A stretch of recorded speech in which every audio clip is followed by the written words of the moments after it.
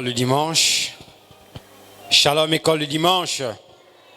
Mettons-nous debout et donnons une forte acclamation au Seigneur Jésus. Une forte acclamation au Seigneur Jésus-Christ pour la vie qu'il nous accorde, pour le privilège qu'il nous donne d'être dans sa maison ce matin. Nous voulons le glorifier par nos adorations, par nos louanges. Alors nous allons rapidement prendre nos Bibles dans le livre de Psaume chapitre 122. Lorsque nous lisons la parole, tout le monde doit se mettre debout. Nous nous mettons debout par respect pour la parole. Nous lisons dans le livre de Psaume chapitre 122. Psaume chapitre 122. Ceux qui savent lire, ouvrez vos Bibles. Je vois des gens qui ont des Bibles mais qui ne regardent, qui ne fouillent pas la Bible. Je ne sais pas si la régie est déjà prête là-bas pour nous le projeter aussi. Pas encore. Alors, Psaume chapitre 122, nous lisons la parole du Seigneur. Je suis heureux, je suis dans la joie quand on me dit, allons à la maison de l'Éternel. Qui a compris ça? Je reprends ça. Je suis dans la joie quand on me dit, allons à la maison de l'Éternel. Nos pieds s'arrêtent dans tes portes, Jérusalem. Jérusalem, tu es bâtie comme une ville dont les parties sont liées ensemble. Verset 4. C'est là que montent les tribus de l'Éternel, selon la loi d'Israël, pour louer le nom de l'Éternel. Car là sont les trônes pour la justice, les trônes de la maison de David. Demandez la paix de Jérusalem, que ceux qui t'aiment jouissent du repos. Que la paix soit dans tes murs et la tranquillité dans tes palais. À cause de mes frères et de mes amis, je désire la paix dans ton sein. À cause de la maison de l'Éternel, notre Dieu, je fais des vœux pour ton bonheur. Une acclamation au Seigneur. Je suis dans la joie lorsqu'on me dit « Allons dans la maison de l'Éternel ». Alors nous allons, dans un esprit d'adoration, fermer nos yeux et nous allons adorer le Seigneur. Par un cantique, nous allons entrer dans l'esprit et dans la présence du Seigneur par ce chant d'adoration. On peut maintenant déposer les Bibles. C'est maintenant le temps d'adorer le Seigneur. Lorsqu'on adore le Seigneur, on ferme les yeux, on chante à haute voix, on élève les mains vers le Seigneur pour montrer que nous nous abandonnons à lui. Les mains levées est un signe d'abandon à l'Éternel. Alors, nous allons donc adorer le Seigneur. Alléluia.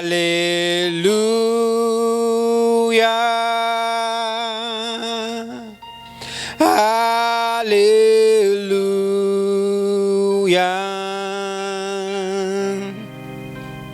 Alléluia.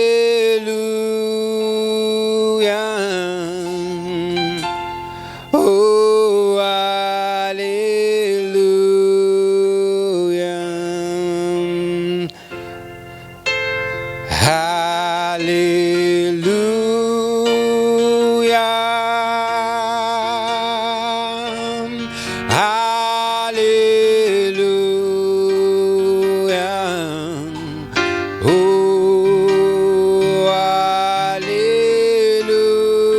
Chantons le Seigneur, je ne vous entends pas chanter.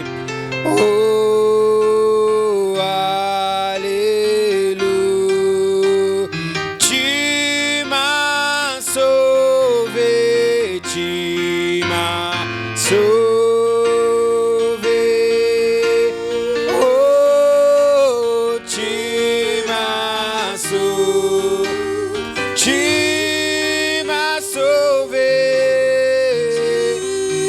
m'a sauvé.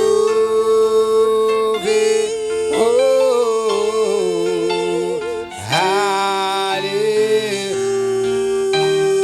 Merci Jésus.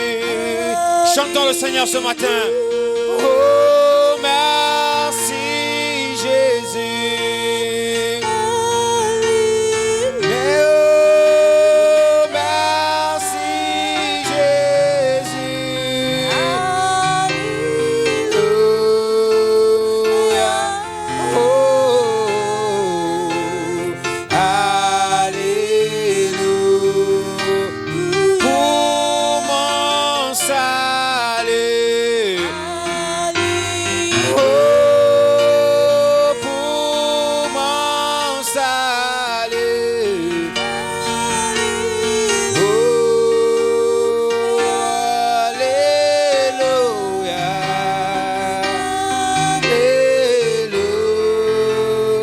Alléluia. Oh, alléluia. Oh, merci Jésus. Oh, chantons le Seigneur ce matin. Merci Jésus.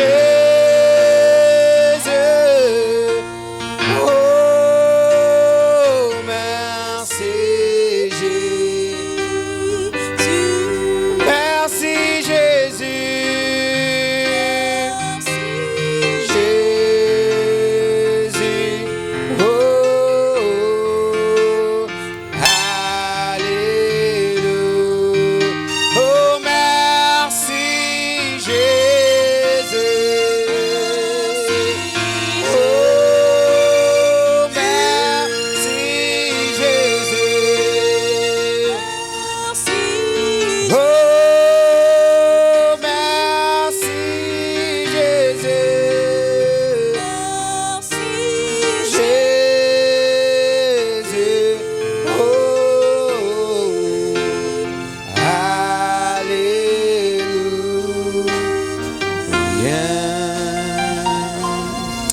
Oh, merci Seigneur Jésus. Maintenant, Seigneur, que nous voulons nous approcher sous le sang, par ce chant, nos mains levées vers le Seigneur ce matin, nous nous approchons vers le Seigneur sous le sang de l'agneau qui nous a appelés, qui nous a rachetés. Merci Seigneur Jésus ce matin pour ta présence ici. Merci Seigneur Jésus pour tes bienfaits Seigneur. Alors nous chantons ce chant par le sang, sous le sang, le précieux sang, sous le sang, le précieux sang, sous le sang, le glorieux sang, le glorieux sang. Je reçois un cœur nouveau. Je reçois un cœur nouveau.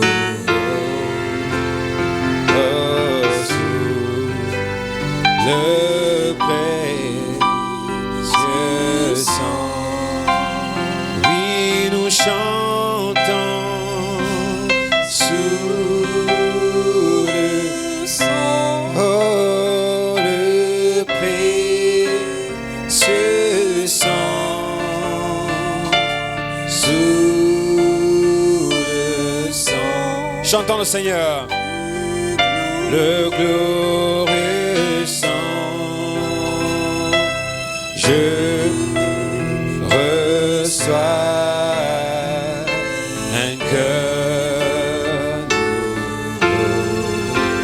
Oh, sous le précieux sang. Oui, nous chantons sous le sang, le précieux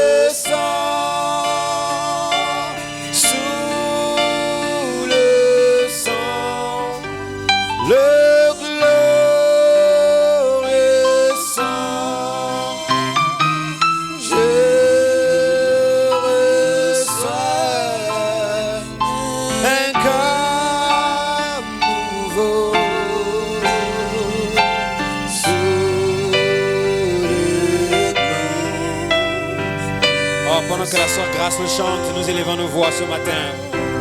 Prions le Seigneur Jésus. Élevons nos voix, parlons au Seigneur ce matin. Prions le Seigneur, dites-lui un mot ce matin. Parlons à Jésus notre Sauveur. Parlons au Seigneur Jésus. Remercions le Seigneur ce matin pour sa présence, pour le souffle de vie, pour sa grâce qui nous accorde d'être dans sa maison. Je veux vous voir prier. Prions le Seigneur Jésus. Prions le Seigneur. Parlons à Jésus ce matin. Parlons au Seigneur Jésus. Dieu Tout-Puissant, sois béni, Seigneur Jésus-Christ. Sois glorifié, Seigneur. Sois élevé, Seigneur Jésus. Sois exalté, Seigneur Jésus. Sois, Seigneur Jésus-Christ, psalmodié, Seigneur. Tu es digne de louange. Il n'y a point de Dieu comme toi, Seigneur. D'âge en âge, tu restes le même, Seigneur Jésus. Tu es notre rocher, Seigneur, le rocher frappé, qui a chevauché, Seigneur Jésus, tout au long des âges, Seigneur. Lorsqu'Abraham a vu ce rocher, Seigneur Jésus, il t'a rencontré sous les chaînes de Mamré. Seigneur Dieu Tout-Puissant, lorsque Jacob, Seigneur, a vu ce rocher, Seigneur, il t'a rencontré, Seigneur, à Bethel, Seigneur Jésus. Oh Dieu bien-aimé, sous la forme de l'échelle. Oh Dieu Tout-Puissant, lorsque Moïse, Seigneur, a vu ce rocher, il t'a rencontré sous la forme de cette grande lumière, Seigneur Jésus. Paul a vu ce rocher, alors il t'a vu, Seigneur. Tu t'es identifié comme étant le Seigneur Jésus-Christ. Et ce matin, Seigneur, nous venons également, Seigneur Jésus, oh bien-aimé, sous le sang versé de la croix. Dieu bien-aimé, ce matin, nous sommes élevés vers toi. Nous voulons te glorifier, Seigneur Jésus. Te dire merci pour le souffle de vie. Merci pour le privilège que tu nous accordes d'être dans la maison de correction, la maison où tu nous enseignes tes voies, la maison où tu nous corriges, Seigneur, la maison où tu nous parles, Seigneur Jésus, où tu nous transformes, où tu nous laves, Seigneur Jésus-Christ, où nous te rencontrons sous le sang expiatoire. Et ce matin, nous m'élever, Seigneur Jésus, nous voulons te dire merci, Seigneur Jésus-Christ, pour ta grâce, Seigneur. Merci pour ta main qui s'est étendue sur nous ce matin, pour que nous puissions voir ta gloire, pour que nous puissions voir la main de l'Éternel. Oh Dieu Tout-Puissant, se reposer sur nous. Dieu bien-aimé, nous voulons te donner la première place. Nous avons lu ta parole, Seigneur, parce que ta parole est la vie. Nous t'avons adoré, Seigneur Jésus.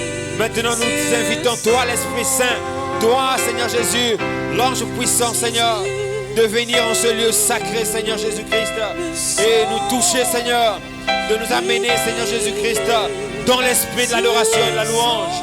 Alors que nous sommes, Seigneur Jésus, d'un commun accord rassemblés ici pour communier avec toi, pour commémorer ta résurrection. Alors que nous nous identifions ce matin à ta mort, mais surtout à ta résurrection, parce que tu es vivant, Seigneur Jésus, aujourd'hui dans le cœur, Seigneur, sous la forme du Saint-Esprit. C'est pourquoi, Seigneur Jésus, nous te donnons des acclamations. Sois béni, sois élevé, sois glorifié, parce que tu es Dieu. Reçois l'honneur, la louange et la gloire. C'est dans le nom précieux, le nom parfait du Seigneur Jésus-Christ que nous prions. Amen, et amen, et amen, et amen. Une acclamation au Seigneur Jésus. Lorsqu'on dit acclamons le Seigneur, nous devons acclamer très fort le Seigneur. Amen. Nous ne sommes pas à l'église comme des gens tristes qui n'ont pas un Père. Nous avons notre Père qui nous donne la vie ce matin et nous devons être en joie. C'est pourquoi nous avons lu le psaume 122. Le premier verset, la Bible dit « Je suis dans la joie lorsqu'on me dit », c'est David qui parle, lorsqu'on me dit « Allons dans la maison de l'Éternel ». Qui est dans la joie d'être à l'école le dimanche matin? Levez les mains. Une acclamation au Seigneur Jésus. Nous sommes dans la joie d'être dans la maison du Seigneur. Alors, nous allons nous asseoir un moment. Nous avons une requête ici. Je crois que c'est une sœur ou un groupe de sœurs qui veulent chanter pour la gloire du Seigneur. C'est toujours une bonne chose de faire quelque chose pour la gloire de notre Dieu. Alors, la sœur dit Shalom, épouse du Seigneur Jésus-Christ. Silence total. Donc il y en a ici qui ne sont pas l'épouse de Jésus. On dit Shalom, épouse du Seigneur Jésus-Christ. Personne ne dit Amen. Je reprends la lecture. Shalom, épouse du Seigneur Jésus-Christ. Voilà. Nous voulons chanter pour la gloire de Dieu. Petite correction, attention, lorsque nous écrivons Dieu, lorsque nous nous adressons à notre Dieu, le seul Dieu unique et véritable, nous l'écrivons avec un D majuscule, un D majuscule. D minuscule, c'est le Dieu de ce monde, c'est le diable. Mais notre Dieu, le seul unique, nous l'écrivons avec un D majuscule. Donc il faut faire attention à ça. Alors sous vos acclamations, nous invitons les précieuses, c'est la sœur Divine, la sœur Anne et la sœur Dorcas sous vos acclamations. Elles peuvent s'avancer pour chanter pour la gloire du Seigneur. On les acclame très fort. Elles vont chanter pour la gloire du Seigneur.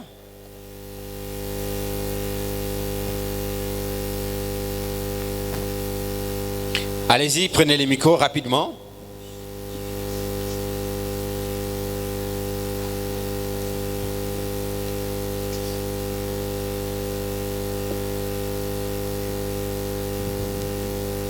Il est doux et agréable pour les frères de demeurer ensemble. Il est bon de chanter un cantique nouveau au Seigneur. Et j'aimerais bien voir comment les enfants de l'école de dimanche apprennent les cantiques que nous avons enseignés et les chantent également en cantique individuel. Une acclamation au Seigneur Jésus. Shalom, l'épouse de Jésus. On va chanter pour la gloire de notre Dieu. Petit troupeau, ne craignez rien, nous allons la victoire. Ne craignez rien. Alléluia. C'est Jésus-Christ qui sera à mes côtés. Alléluia. C'est Jésus-Christ qui sera à mes côtés. Alléluia. En bas les mains, on les encourage. Jésus-Christ qui sera à mes côtés. Alléluia. C'est Jésus-Christ qui sera à mes côtés. Alléluia. C'est Jésus-Christ qui sera à mes côtés. Qui a son petit troupeau, ne craignez rien, nous allons la victoire, ne craignez rien, alléluia, c'est Jésus-Christ qui sera à mes côtés, alléluia, c'est Jésus-Christ qui sera à mes côtés. Merci beaucoup. Acclamons le Seigneur Jésus. Nos pianistes encore du travail. D'accord, nous nous mettons debout rapidement. Nous allons chanter pour la gloire du Seigneur et rentrer dans notre enseignement de ce matin. Oh, c'est si bon d'être à nouveau ici. On se sent bien. Alors, il y a une chose que j'aimerais que nous fassions. Lorsque nous chantons, nous devons battre les mains. Même si nous n'avons pas de tambouriste, nous avons déjà notre jeune tambouriste là-bas, même s'il n'a pas encore la force de frappe du frère Axel, mais nous devons battre les mains. Nous devons louer le Seigneur avec tout ce que nous avons. Je ne veux pas des gens avec les mains croisées. C'est plus le moment de tenir les Bibles. Nous déposons d'abord les Bibles. Là, nous devons battre les mains et louer le Seigneur et chanter pour le Seigneur. Amen. Oh, c'est si bon d'être à nouveau ici. On se sent bien lorsqu'on est réunis. Que c'est si merveilleux d'être la famille de Dieu. C'est si bon d'être à nouveau ici. Oh, c'est si bon, oh, c'est si bon d'être à nouveau ici. On se sent bien lorsqu'on est réunis. Oh, que c'est si merveilleux d'être dans la famille de Dieu. C'est si bon d'être à nouveau. Oh, c'est si bon d'être à nouveau ici. Oh, se sent bien lorsqu'on est réunis. Et c'est si merveilleux d'être dans la famille de Dieu. C'est si bon d'être à nous. Oh, que si bon, oh, c'est si bon d'être à nouveau ici. On se sent bien lorsqu'on est réunis. Rien n'est si merveilleux d'être dans la famille de Dieu. C'est si bon d'être à nouveau ici. J'ai un appel éternel, un appel pour le ciel. Non, non, rien, non, non, rien ne pourra m'empêcher d'être exaucé. Oui, j'ai un appel éternel, un appel pour le ciel. Non, non, rien, non, non, rien ne pourra m'empêcher d'être exaucé. Oui, j'ai un appel éternel, un appel pour le ciel.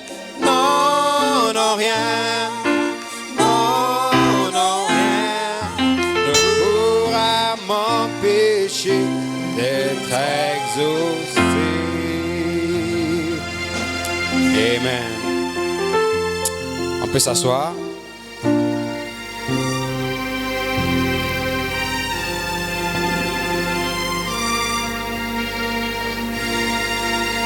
Alors nous sommes de retour à ce service de l'école du dimanche et je constate que l'effectif de l'école du dimanche s'est beaucoup réduit.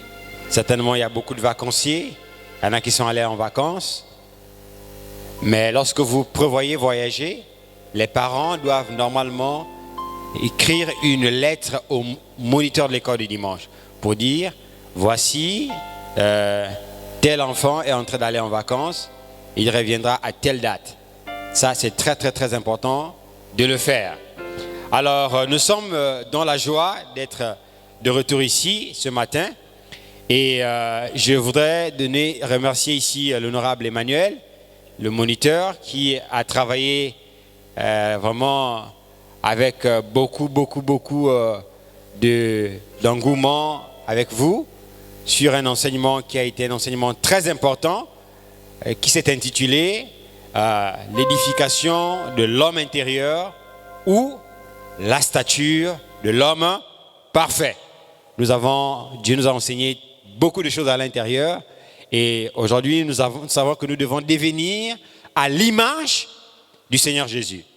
Et la seule manière de devenir à l'image du Seigneur Jésus, c'est, comme l'a dit Pierre, de faire de tous nos efforts pour joindre à la foi la vertu, à la vertu la connaissance, à la connaissance la patience, à la patience la piété, à la piété l'affection fraternelle et à l'affection fraternelle la charité ou encore l'amour divin.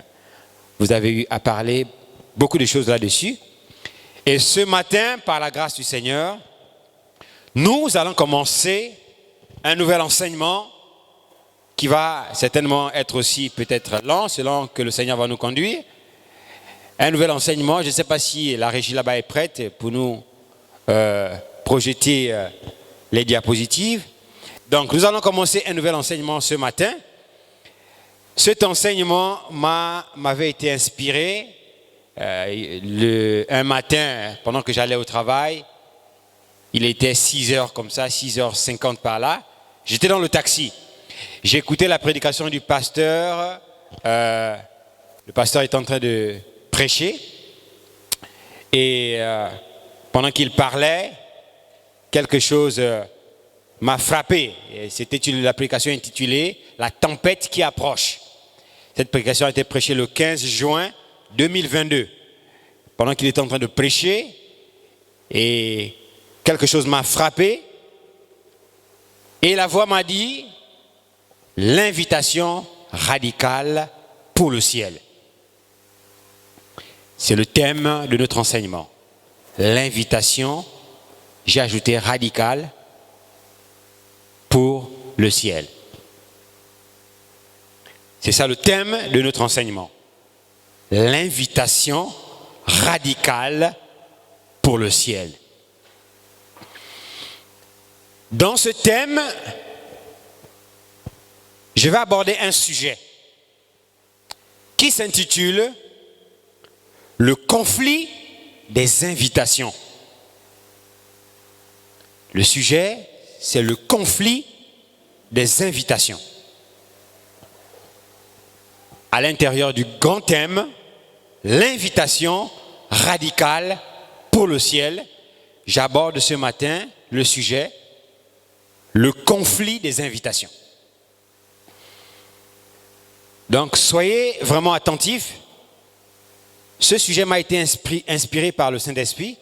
Je pense que si vous êtes attentifs sur ce que Dieu veut vous dire, vous allez être bénis, vous allez recevoir quelque chose de la part du Seigneur. Nous ne parlons pas pour le plaisir de parler. Nous ne venons pas à l'église pour perdre notre temps. Nous ne venons pas à l'église par habitude. Nous ne venons pas à l'église parce que moment on nous a forcé d'y aller. Mais nous venons à l'église parce que nous nous préparons à aller au ciel. C'est pourquoi Dieu nous a inspiré ce sujet. L'invitation radicale pour le... L'invitation radicale pour le... Est-ce que c'est l'invitation radicale pour l'enfer? C'est l'invitation radicale pour le ciel. Mais comme sujet, je vais parler du conflit des invitations. Et comme leçon de ce matin, première leçon de ce matin, leçon numéro 1 de ce sujet, Daniel prend position face aux invitations de Babylone. Je reprends ça. Daniel prend position face aux invitations de Babylone.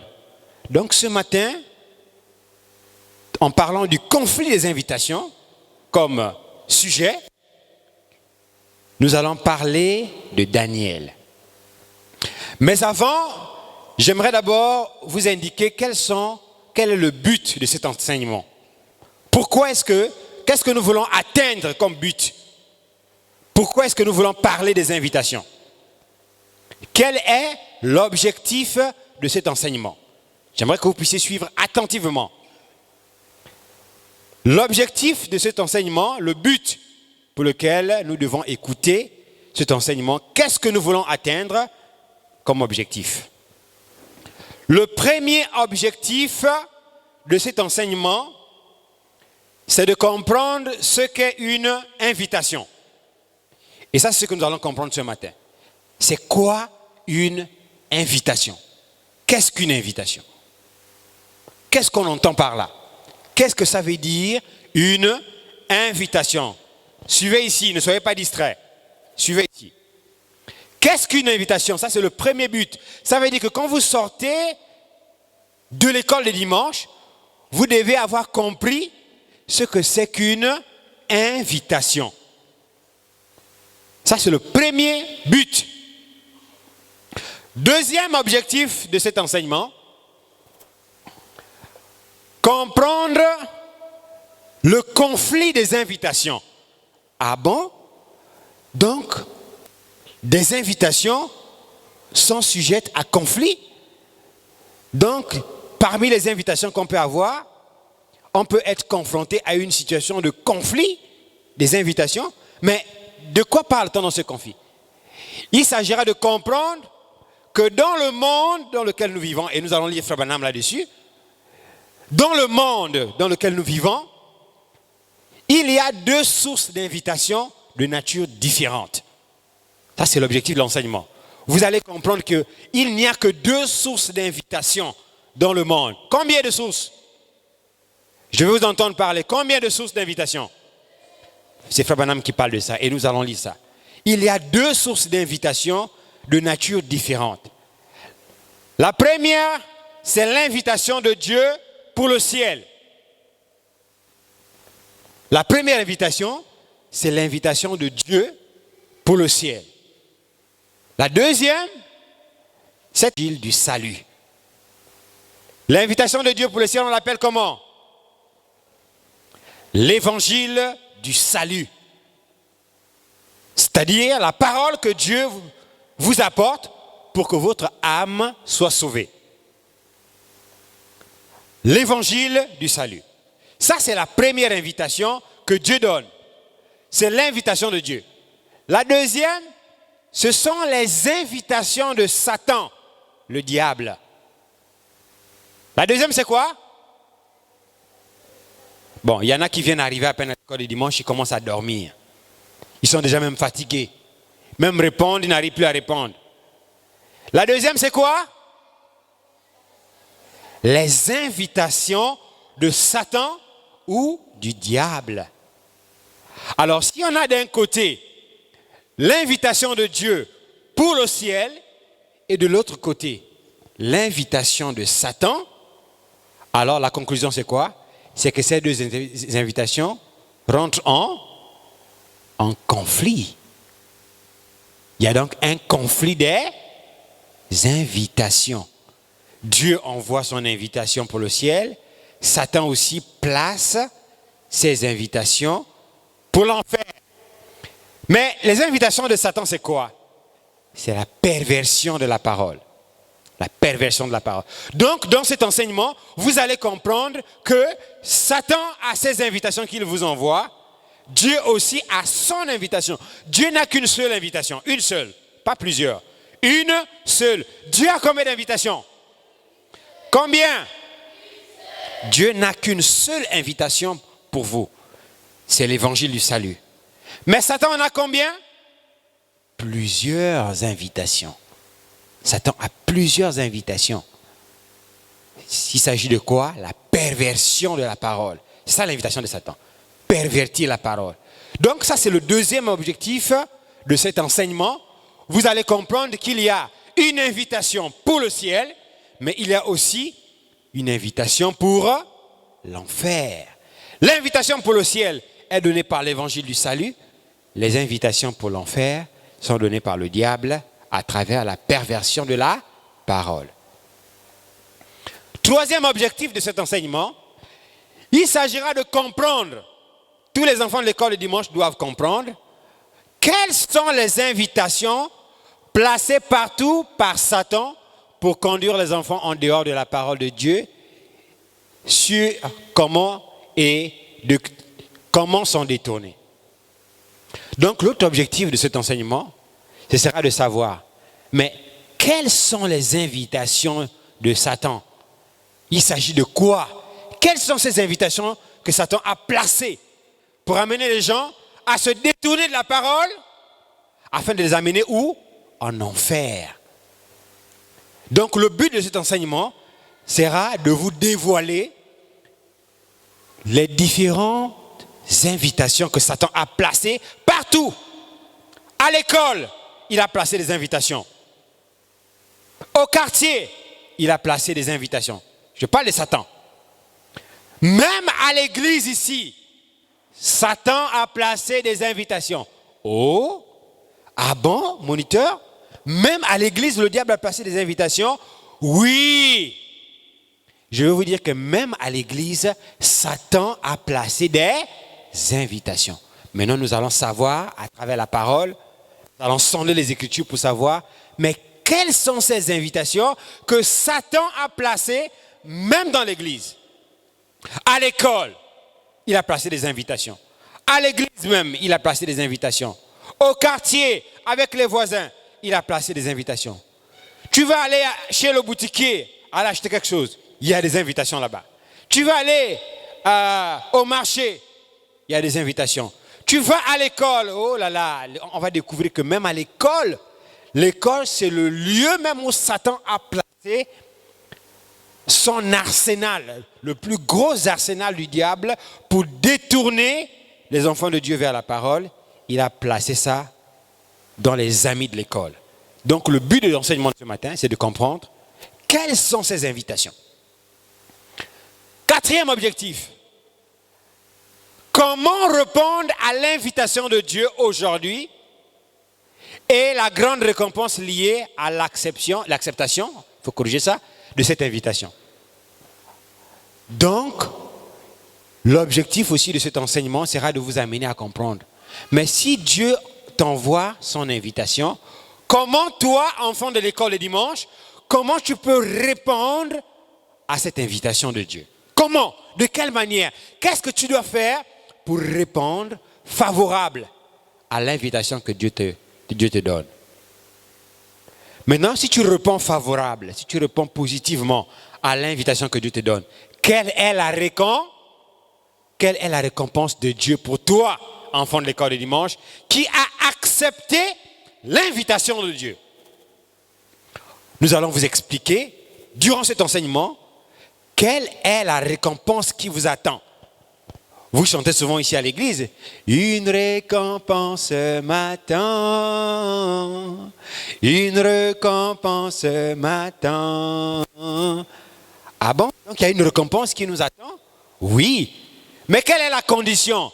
Il y a une condition pour accéder à cette récompense. Il faut d'abord répondre à l'invitation de Dieu. Mais comment répondre? Comment? C'est le but de cet enseignement. Comment répondre à l'invitation que Dieu t'adresse, toi, enfant de l'école le dimanche. Suivez ici, ne soyez pas distraits. Alors, le dernier objectif de cet enseignement, c'est de vous montrer les conséquences. Ah oui, il y a des conséquences. Les conséquences de quoi? Les conséquences du refus de l'invitation de Dieu et de l'acceptation de l'invitation du diable. Donc quand Dieu t'envoie son invitation, qu'est-ce que tu fais? Tu rejettes, tu refuses l'invitation de Dieu. Il y a des conséquences. Le but de cet enseignement, ce sera de vous expliquer qu'est-ce qui vous attend, vous, enfants de l'école du dimanche, quelles sont les graves conséquences qui vous attendent quand vous allez rejeter l'invitation du Seigneur. Il y a des conséquences. Nous n'allons pas vous cacher la vérité. Nous allons vous dire toute la vérité.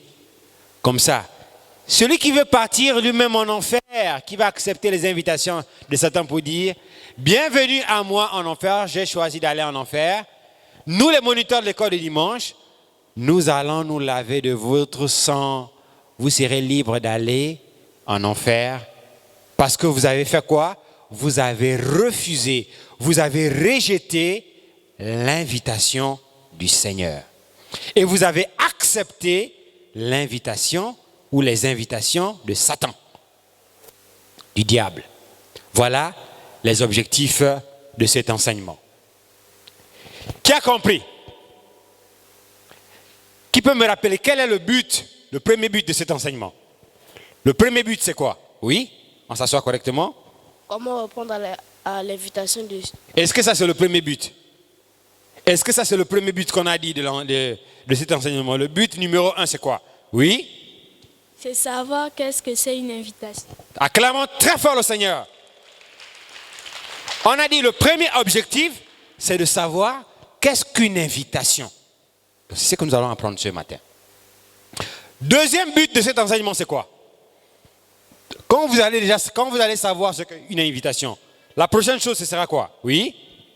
Le conflit des invitations. Ah, acclamons très fort le Seigneur. Comprendre qu'il y a un conflit des invitations. Et ce conflit-là oppose quelle invitation à quelle invitation? Qui a compris? Oui? L'invitation du diable et l'invitation de Dieu. Acclamons très fort le Seigneur pour le frère. Ce conflit, c'est entre l'invitation de Dieu et l'invitation de Satan, le diable. Quel est notre objectif? Qui a compris? Quel est l'autre objectif? Pas toujours les mêmes. Donc j'ai parlé là pendant beaucoup de minutes, vous m'avez regardé, vous n'avez rien compris. Quel est l'autre objectif de cet enseignement? Oui? Oui? Notre objectif, c'est d'atteindre l'invitation de Dieu. Accéder à l'invitation de Dieu, est-ce que c'est ça? Qui a compris? Pourtant c'est là, c'est là, c'est projeté là. Quel est l'autre objectif? Oui, le troisième. Comprendre quelles invitations sont placées par Satan. Acclamons très fort le Seigneur. Comprendre quelles sont les invitations que Satan a placées partout. Les pièges de Satan pour les enfants de l'école le dimanche. C'est quoi? Quelles sont ces invitations? C'est ça l'objectif. Vous devez savoir quels sont les objectifs de Satan le diable et quelles sont ces invitations qu'il a placées. Pour faire quoi? Pour vous amener à vous détourner de la parole. Pour vous amener à vous rebeller contre la parole. Pour vous amener à rejeter l'invitation du Seigneur. Quoi d'autre? Quoi d'autre? Oui? Comment répondre à l'invitation de Dieu? Acclamons très fort le Seigneur. Comment? La question de comment, c'est de quelle manière, de quelle façon, comment est-ce qu'on peut répondre à l'invitation de Dieu? Ça, c'est le prochain objectif. Quoi d'autre? Pas toujours les mêmes. Ici, l'autre côté là. Là, oui, sœur. Les conséquences du refus de l'invitation de Dieu. Acclamons très fort le Seigneur. Les conséquences du refus ou du rejet de l'invitation de Dieu. Dieu t'envoie son invitation. Toi, qu'est-ce que tu fais? Tu rejettes, tu refuses. Nous allons comprendre qu'il y a des conséquences. Très bien. Entrons maintenant dans notre sujet. Prochaine diapositive. Nous allons lire ce matin. Est-ce que quelqu'un peut me rappeler quel est le titre de la leçon numéro 1 de ce matin? Je veux voir ceux qui suivent. On a signalé tout à l'heure le titre de la leçon. On a écrit leçon numéro 1. C'est quoi le titre de la leçon numéro 1? Quel est le titre? Donc ici, personne n'a compris le titre de la leçon. Quel était le titre de la leçon de ce matin? Qui a compris? Quel est le titre de la leçon de ce matin? Oui? Daniel prend position face aux invitations de Babylone. Acclamons très fort le Seigneur. Daniel prend position face aux invitations de Babylone. Mais avant que nous ne puissions comprendre ce qu'est une invitation, lisons d'abord l'histoire de Daniel.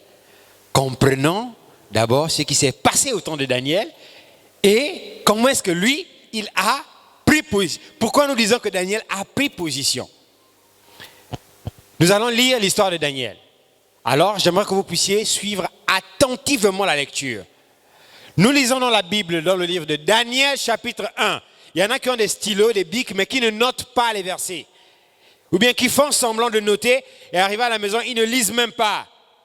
Alors, Daniel, chapitre 1, à partir du premier verset. On va faire une longue lecture, mais je vais la commenter progressivement. Alors, je veux que vous puissiez suivre attentivement ce que nous allons dire. Titre de la leçon, Daniel prend position contre les invitations de Babylone. Daniel chapitre 1, la régie, Daniel chapitre 1. Nous allons lire cette écriture de Daniel et comprendre qu'est-ce qui s'est passé avec Daniel. Lisons la parole du Seigneur. La 3e année du règne de Joachim, roi de Juda, Nebuchadnezzar, roi de Babylone, marcha contre Jérusalem et l'assiégea. Ça veut dire que Babylone, le roi de Babylone, Nebuchadnezzar, quand on dit marcha contre Jérusalem, ça veut dire qu'il a attaqué Jérusalem. C'était quoi? La guerre. C'était quoi?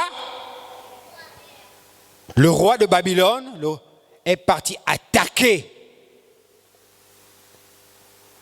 Jérusalem.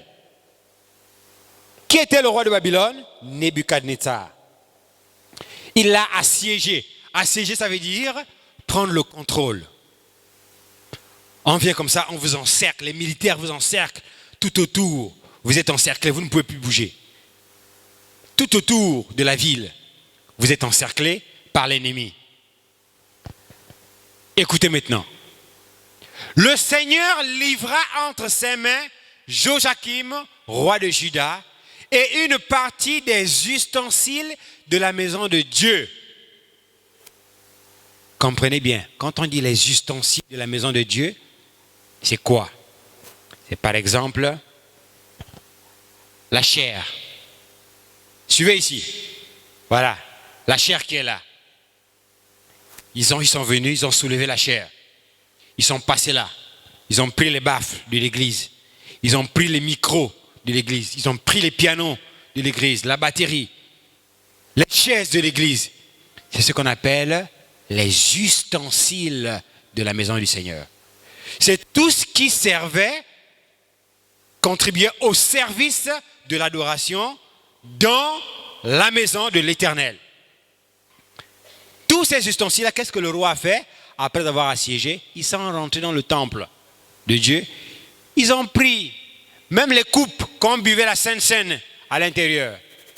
Ils ont récupéré les coupes avec lesquelles ils buvaient la Sainte Seine. Le roi de Babylone a tout récupéré, tous les ustensiles de la maison de Dieu. Ils ont tout pris. Écoutez maintenant ce que la Bible dit. Est-ce que les gens suivent? Qui suit? Levez les mains.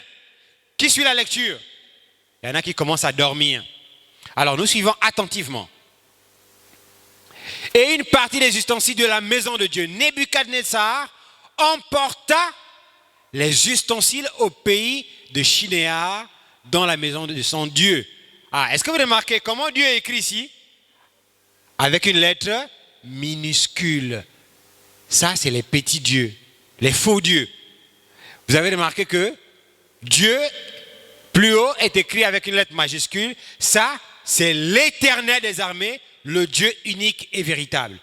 Donc, je ne veux plus voir les enfants de l'école le dimanche qui m'envoient des requêtes. Shalom, je vais chanter pour la gloire de mon Dieu. On écrit Dieu avec une lettre minuscule. Qui a compris? Levez les mains. Le Dieu d'Israël, l'Éternel, le Dieu unique que nous servons, nous l'écrivons avec une lettre majuscule, toujours. Alors, la Bible dit, dans la maison de son Dieu, il les mit dans la maison du trésor de son Dieu. Verset 3. Le roi donna l'ordre à Ashpenaz, chef des eunuques, d'amener quelques-uns des enfants d'Israël de la race royale et de la famille noble. Des jeunes garçons sans défaut corporel, beaux de figure, doués de sagesse, d'intelligence et d'instruction, capables de servir dans le palais du roi et qui l'enseignaient des lettres et des langues des Chaldéens. Donc, qu'est-ce que le roi a fait? Il n'a pas pris que les instruments de l'église. Le roi a pris également les enfants de l'école le dimanche. Il a pris des garçons, la Bible dit qu'ils étaient beaux, intelligents, qui étaient sages. Le roi Nebuchadnezzar les a récupérés tous ces garçons-là. Des enfants, des jeunes, c'était des enfants de l'école le dimanche. Peut-être qu'ils avaient 10 ans, 11 ans, 8 ans, 7 ans. Quand on te regardait comme ça, on voyait que, ça c'est un enfant de l'école dimanche très brillant. Il vient toujours propre à l'église. Il est toujours à temps à l'église. Il est toujours obéissant aux parents à la maison. Il est exemplaire. Lui là, je vais le récupérer, je vais l'amener à Babylone. C'est ce que le roi a dit. Il a choisi parmi les enfants de l'école du dimanche ceux qui étaient sages, intelligents, ceux qui étaient beaux. Il les a récupérés, il les a amenés à Babylone. Qui a compris? Alors écoutez maintenant ce que la Bible dit. Le roi assigna pour chaque jour une portion des mets de sa table. Les mets, M-E-T-S, c'est la nourriture. Un mets, c'est en fait un plat. D'accord? Qui a compris? Les mets, M-E-T-S, c'est de la nourriture. C'est un plat. Alors la Bible dit qu'il assigna pour chaque jour une portion des mets de sa table et du vin dont il buvait, voulant les élever pendant 3 années, au bout desquelles il serait au service du roi. Écoutez attentivement ce que nous allons dire. On a pris les enfants de l'école du dimanche qui étaient à Jérusalem. Aujourd'hui, c'est par exemple vous. Le roi de Babylone, Nebuchadnezzar, les a récupérés. Il les a amenés à Babylone. Vous savez quand ils sont arrivés à Babylone, ce qu'on leur a fait faire? Le roi a pris les coupes sacrées qu'on donnait la Sainte Seine, les ustensiles et d'autres choses.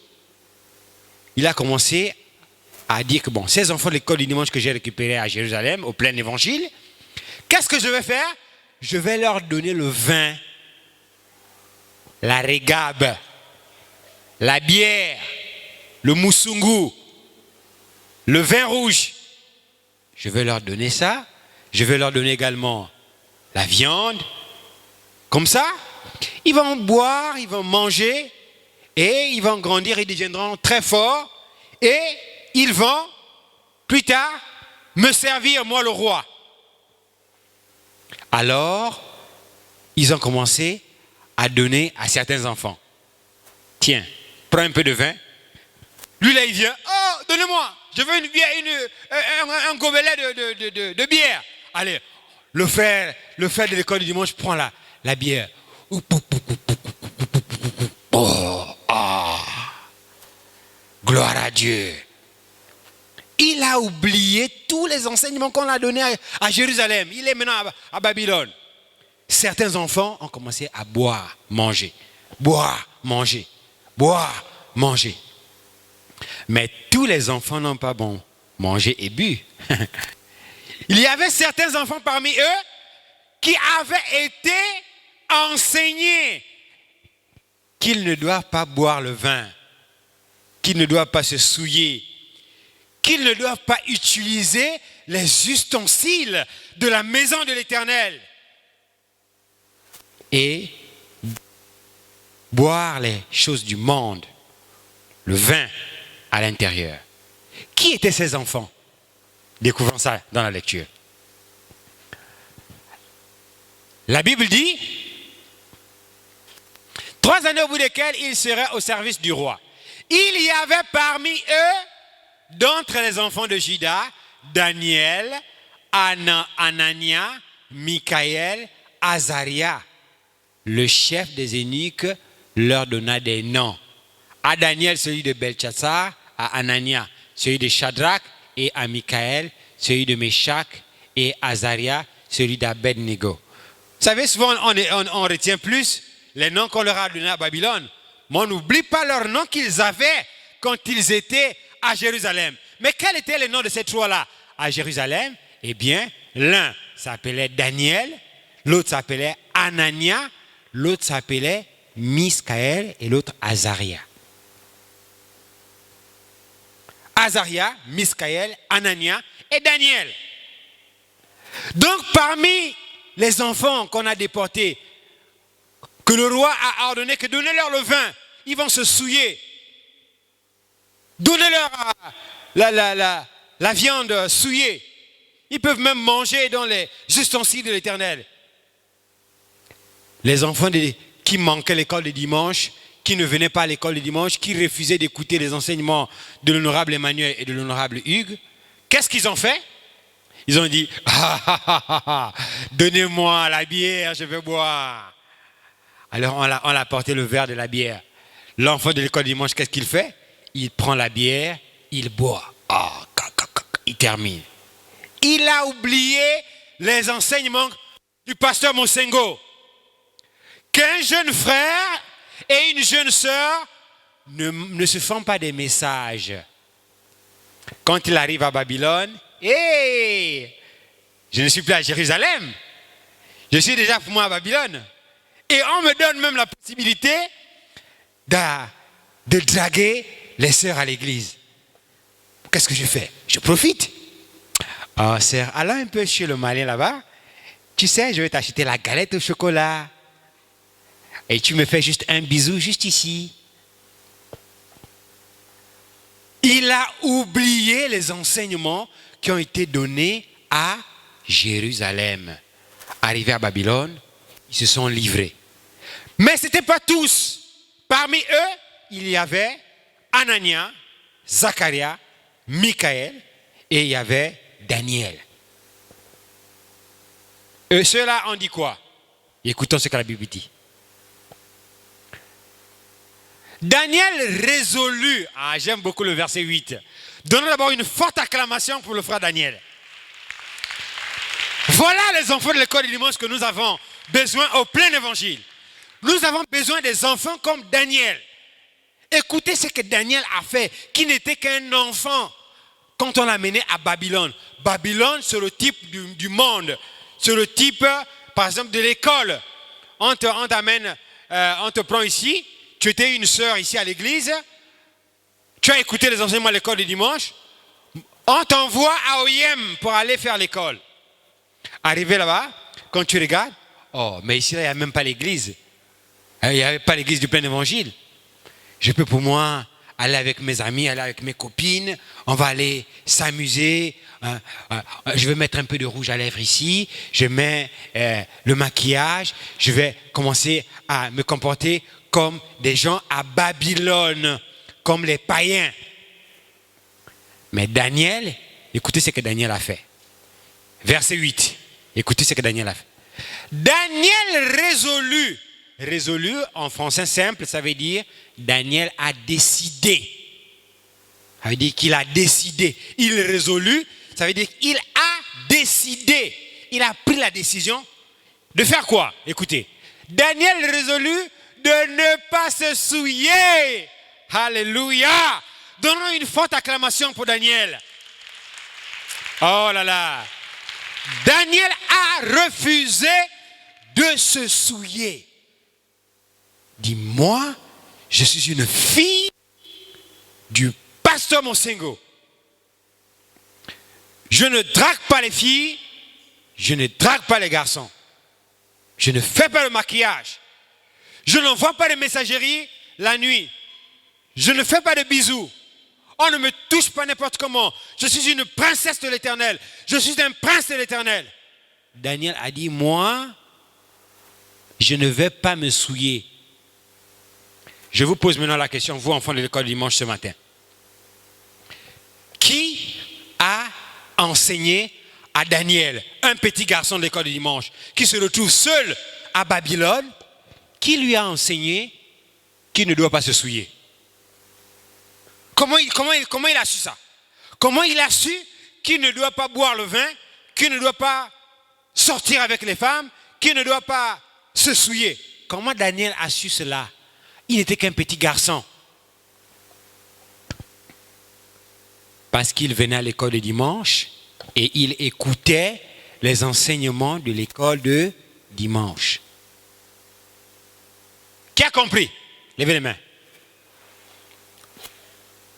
Daniel, un petit garçon, la Bible dit, verset 8, il résolut de ne pas se souiller par les mains du roi et par le vin dont il buvait.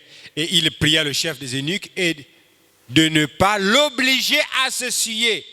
Pardon, le roi, moi je suis un enfant de l'école du dimanche, je ne dois pas me souiller. Je ne dois pas être ami à des païennes à l'école. Je ne dois pas voler. Je ne dois pas mentir. Je ne dois pas faire ces choses. J'ai été enseigné. Daniel a supplié le roi. Non, je ne dois pas faire ça. Alors, écoutez ce que dit la Bible. Dieu fit trouver à Daniel faveur et grâce devant le chef des eunuques. Comme Daniel a pris position pour Dieu, Dieu aussi lui a fait grâce. Que bon, ok, comme toi tu as décidé de ne pas boire le vin, de ne pas faire les messageries la nuit à des sœurs de l'église et à des frères de l'église, comme tu as décidé de ne pas faire des bisous à l'école, de ne pas avoir des copains et des copines, de ne pas te souiller, comme tu as décidé de faire ça, moi Dieu, je te fais grâce. Daniel, je te fais grâce. Il a trouvé faveur. Sa demande a été acceptée. Ok, d'accord, comme tu refuses, c'est pas grave, reste dans ton coin. Daniel a été fixé ce que vous devez manger et boire. Car pourquoi verra-t-il votre visage plus abattu que celui des jeunes de votre âge? Celui de qui? Des jeunes de votre âge. C'était des enfants. Daniel, c'était un garçon, un jeune. Des jeunes de votre âge. Vous exposeriez ma tête auprès du roi. Alors Daniel dit à l'intendant, à qui le chef des eunuques avait remis la surveillance de Daniel, de Hanania et de Michaël et d'Azaria, éprouve tes serviteurs pendant 10 jours et qu'on nous donne les légumes à manger et de l'eau à boire. Tu regarderas ensuite notre visage et celui des jeunes des gens qui mangent les mains du roi et tu agiras avec les serviteurs d'après ce que tu auras vu. Il leur accorda ce qu'ils demandaient et les éprouva pendant 10 jours. Au bout de 10 jours, ils avaient meilleur visage et plus d'un bon point que tous les gens qui mangeaient les mains du roi. Donc, ils ont refusé de manger les mains du roi, de se souiller. On leur a laissé comme ça pendant 10 jours. On a dit, ok, vous n'allez pas manger ni boire. Comme vous refusez de vous souiller, comme vous refusez de suivre les copains et les copines à l'école, de suivre les païens au quartier, vous allez rester comme ça, comme des vieilles. Vous ne mettez même pas les rouges à lèvres ici aux lèvres, vous ne mettez même pas les crayons de beauté, vous êtes là, naturel, vous gardez vos cheveux naturels, hein? Vous ne mettez pas des coiffes avec la raie ici. Tu vois un frère, un enfant de l'école de dimanche, il prend, là il va se coiffer, il met un Z ici. Je suis un bangando, mani. Avec un Z ici à la tête. Mani. Je suis un bangando. Un frère de l'école le dimanche. Daniel à Babylone a dit, moi, jamais. Faites tout ce que vous voulez. Interdisez-moi la nourriture, interdisez-moi tout ce que vous voulez. Moi, je reste chrétien. Il est resté ferme sur sa position. Pourtant, l'invitation lui était donnée. Il avait une invitation, mais il a refusé l'invitation de Babylone. Quelle était l'invitation de Babylone? Boire le vin, se souiller et faire tout ce que la parole de Dieu interdisait. Alors, rapidement, prochaine diapositive. Comprenons maintenant qu'est-ce que c'est qu'une invitation. Suivez maintenant attentivement. Prochaine diapositive. Nous allons comprendre la définition d'une invitation. J'ai fait quelques recherches pour vous. Je suis allé ouvrir les différents dictionnaires pour regarder que veut dire le mot invitation. Ça veut dire quoi? J'ai d'abord regardé un dictionnaire en ligne qu'on appelle l'internaute pour comprendre, mais le mot invitation, ça veut dire quoi? Le premier dictionnaire nous explique que ce mot veut dire, on dit une invitation désigne la démarche d'un homme ou d'une femme qui proposait à une autre personne de la rencontrer et de prendre dans un lieu précis ou un horaire fixé à l'avance afin d'échanger, de profiter de sa présence. J'ai regardé comme ça, je dis, ça fait beaucoup de choses, c'est pas trop clair. Hein? Cette division n'est pas trop claire. Mais en bas, on nous a donné des synonymes. Une invitation, ce sont les synonymes là qui m'intéressent. Synonyme d'invitation, ça veut dire une demande. Une invitation, c'est aussi une convocation. C'est aussi une prière. Je te prie de me donner un peu d'argent. Regardons maintenant ce que nous dit le dictionnaire Larousse sur le mot invitation. On nous dit, c'est l'action d'inviter. Précieux frère Axel, peux-tu venir? Précieux frère Axel, peux-tu venir? Je suis en train d'inviter le frère Axel. C'est l'action d'inviter. Une invitation, l'action d'inviter. C'est un appel. Une invitation, c'est un appel. C'est aussi une exhortation. Une invitation, c'est une incitation. On t'incite, on te pousse à faire quelque chose. Qui a compris ce qu'est une invitation? Qui a compris ce qu'est une invitation? Donnez une acclamation au Seigneur. Mettons-nous debout. Donc, nous avons compris ce matin ce qu'est une invitation. Nous avons compris comment Daniel a pris position à l'invitation de Babylone. Dimanche prochain, nous allons maintenant creuser notre sujet. On a posé le fondement. Nous allons creuser ce sujet pour pouvoir comprendre ce que Dieu nous demande par rapport à sa parole. Alléluia, Alléluia, Alléluia, Alléluia. Merci Jésus, merci Jésus, merci Jésus, merci Jésus. Oh, Alléluia. Disons un mot au Seigneur Jésus. Remercions-le ce matin pour la parole. Dieu Tout-Puissant, toi qui es l'auteur de la parole.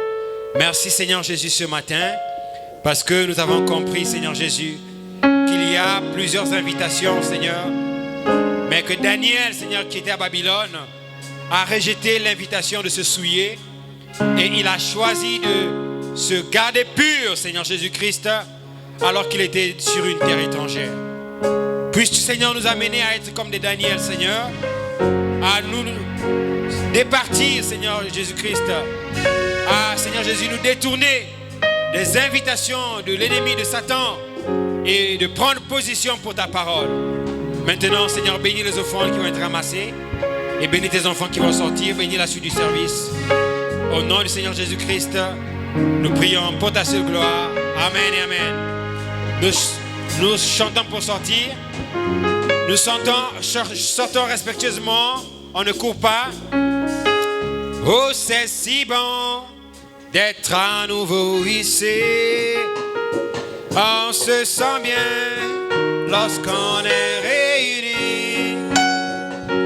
Oh, c'est si merveilleux d'être dans la famille de Dieu. C'est si bon, Oui, d'être à nouveau ici. Oh, c'est si bon C'est si bon, d'être à nouveau ici. on se sent bien lorsqu'on est réunis. Oh, c'est si merveilleux dans la famille de Dieu. C'est si bon d'être à nouveau ici. oh, c'est si bon. C'est si bon Oh, d'être à nouveau ici. Oh, on se sent bien lorsqu'on est réunis. Oh, rien de si merveilleux d'être dans la famille de Dieu. C'est si bon d'être à nouveau ici. Oh, c'est si bon d'être à nouveau ici. Oh, on se sent bien lorsqu'on est réunis.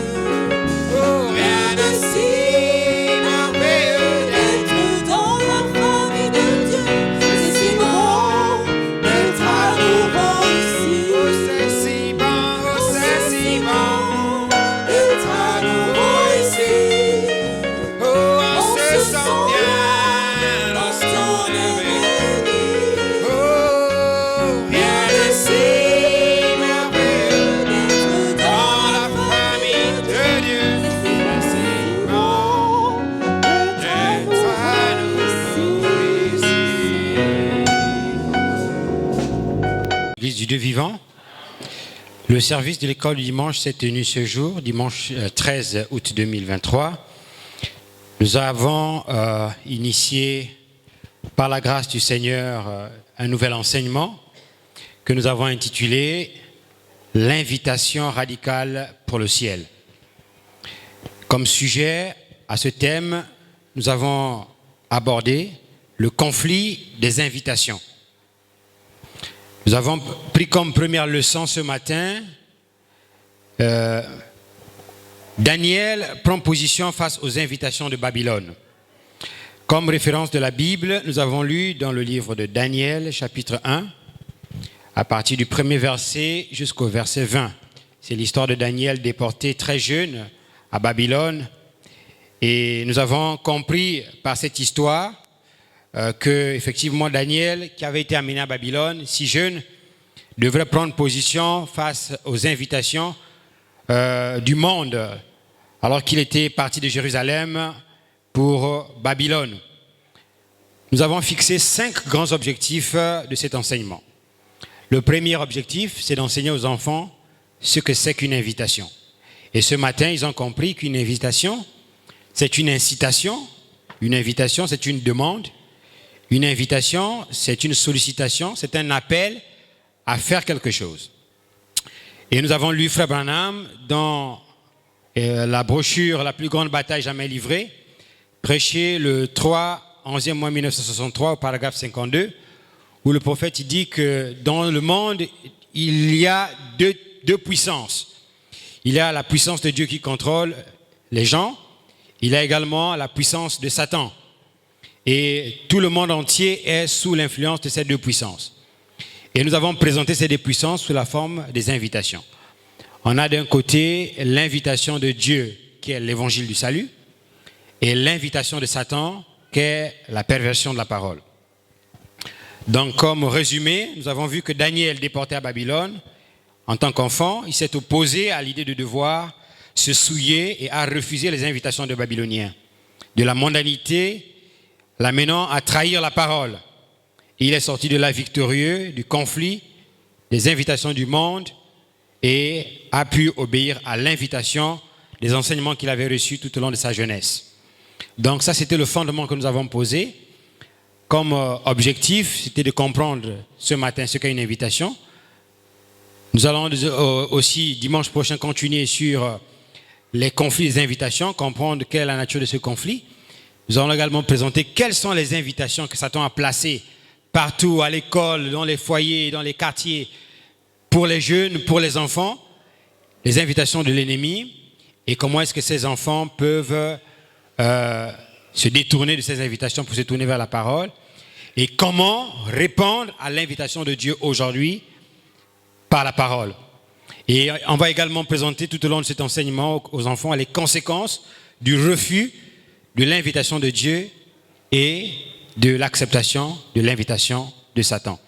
Nous avons reçu au total 59 frères, 54 sœurs, soit un effectif total de 137 enfants, un effectif qui a beaucoup baissé. Nous, les moniteurs, on s'est posé la question, est-ce que les enfants sont en vacances?